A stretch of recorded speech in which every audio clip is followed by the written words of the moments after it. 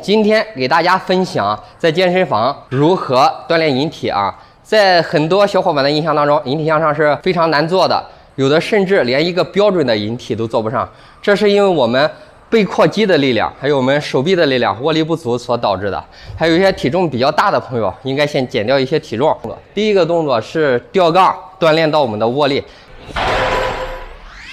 吊到我们抓不住为止，我们吊2到3组，循序渐进。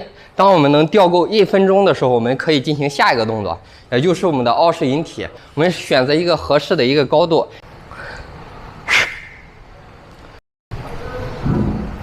身体呢不要去塌屁股，屁股啊不是塌的啊，也不要过度的，身体保持中正啊，往上拉。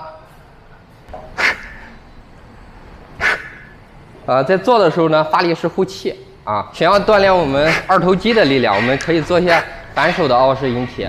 如果这个动作你做的很轻松了，我们可以进行下一个3个动作。这个动作呢，可以很好的锻炼到我们的握力、背阔的力量啊。如果有条件的话，我们可以用弹力带做下助力。好了，本期视频呢就给大家分享到这里，我们下期见。